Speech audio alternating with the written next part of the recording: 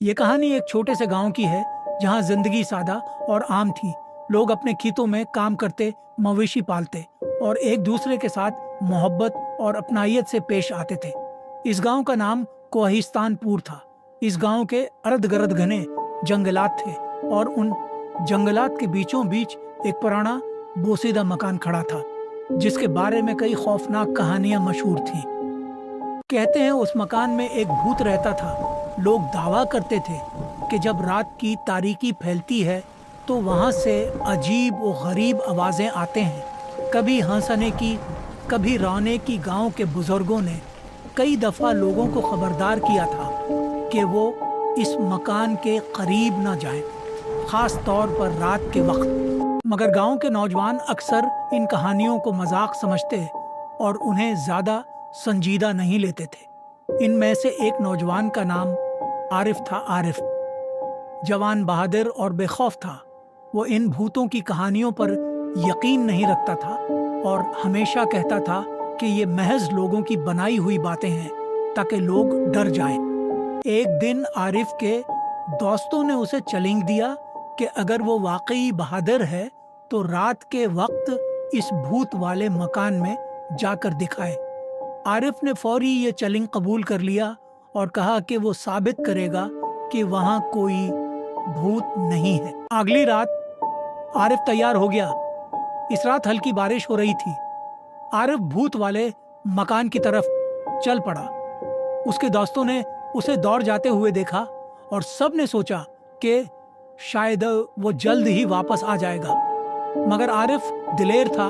वो आगे बढ़ता रहा यहाँ तक कि वो मकान के करीब पहुंच गया। जैसे ही वो उस मकान के पास पहुंचा, उसे अजीब सी ठंडक का एहसास हुआ। उसने टार्च की लाइट जलाई हुई थी।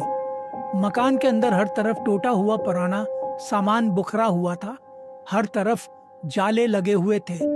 आरिफ ने लाइट से हर तरफ देखा मगर उसे कोई गैर मामूली चीज नजर ना। वो मुस्कुराया और सोचा कि ये सब कहानियां लोगों को महज खौफजदा करने के लिए थीं।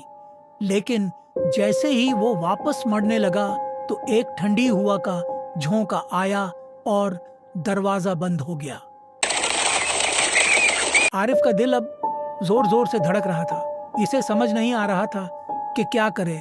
अचानक मकान के कोने में उसे धुंधली सी शक्ल नजर आई जो आहिस्ता आहिस्ता वाज़ेह हो रही थी।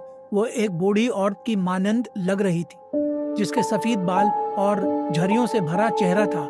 इसकी आंखें सरख अंगारों की तरह चमक रही थी और इसका चेहरा गुस्से से भरा हुआ था। आरिफ को लगा कि उसके पैर जमीन में धंस गए हैं। वो भागना चाहता था मगर इसके जिस्म ने हरकत छोड़ दी थी। बूढ़ी औरत आहिस्ता आहिस्ता इसकी तरफ बढ़ने लगी और कहने लगी, तुम कौन हो? यहाँ कैसे आए हो? ये मेरा घर है। तुमने यहाँ आने की जुर्रत कैसे की?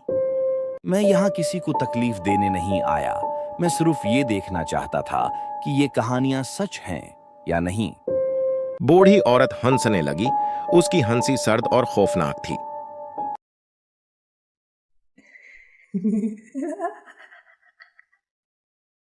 ये कहानियां सिर्फ कहानियां नहीं हैं, ये हकीकत है। तुमने यहाँ आके अपनी मौत को दावत दी है। उसके बाद चड़ील ने आरिफ पर हमला कर दिया और वो अपनी जान बचाने के लिए छलांगें लगाने लगा। वो अपनी जान बचाने के लिए, मदद के लिए आवाजें देने लगा। अचानक वहां कुछ रोशनी दाखिल हुई और चुड़ैल को कुछ होने लगा। वो चुकरा के घर गई और आरिफ वहां से जान बचाते हुए भाग गया। जिए से ही आरिफ खौफ के मारे हुए अपनी जान बचाते हुए पुराने मकान से बाहर आया तो बाहर भी बहुत डरावना मंजर था। बहुत जोर से बारिश हो रही थी और बजली चमक रही थी।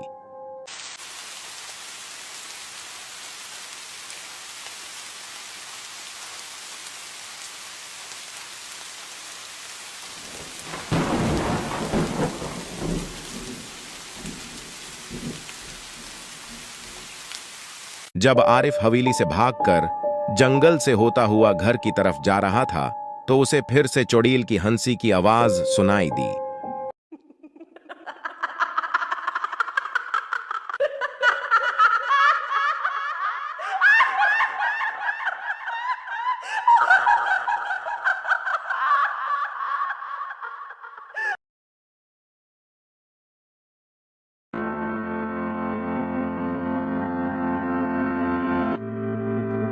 दूसरे दिन जब आरिफ वापस गांव पहुंचा तो उसके दोस्तों ने उसे खौफजदा हालत में देखा और पूछा कि क्या हुआ।